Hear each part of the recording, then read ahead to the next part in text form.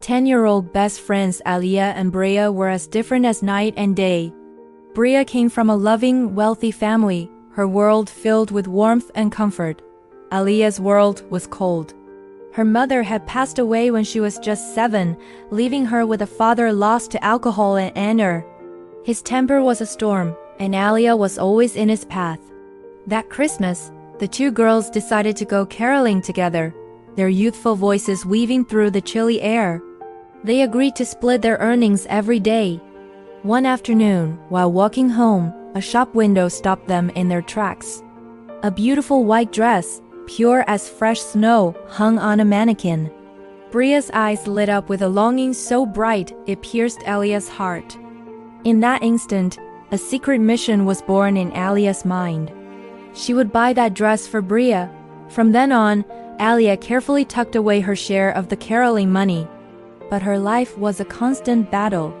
Her father would often find her small stash and take it for his drinks. To make up for the loss, she would have to beg for spare change outside the church or sell fragrant sampaguita flowers on the street corners, just to earn enough to satisfy his addiction. If she ever dared to say no, his fists would answer for her. It was a heavy burden for a small child, but the thought of Bria's smile kept her going. On Christmas Eve, their last day of caroling, Bria handed Alia a beautifully wrapped box. Inside was a doll with soft hair and a kind face. Alia's heart flooded with a joy she hadn't felt in a long time. She hugged the doll tight and rushed home. With trembling hands, she grabbed her secret savings, a small pile of coins and crumpled bills, and ran as fast as her legs could carry her to the dress shop. She bought the white dress. It was even more beautiful up close. She carefully wrapped it and headed to Bria's house. No one was home, so she left the gift on the doorstep with a handwritten note. At that very moment, Bria and her parents were at the same dress shop. Bria, wanting to give her best friend the most wonderful gift she could imagine, was buying the very same white dress for Alia. When they returned home, they found the package on their doorstep. Bria opened it and read Alia's note. It was simple and heartfelt. "Thank you for being my best friend. You make my world bright. Merry Christmas, Bria." Tears welled up in Bria's eyes, touched by her friend's incredible kindness. Christmas morning arrived, crisp and clear.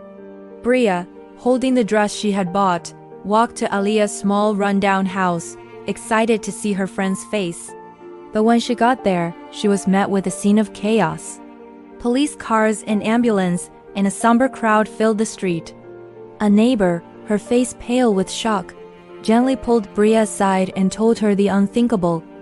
Alia was gone. Her father, in a drunken fury the night before, had seen the new doll. He assumed Alia had spent her earnings on herself instead of giving the money to him. The rage had consumed him. He had beaten her, his small, fragile daughter, until her heart stopped beating.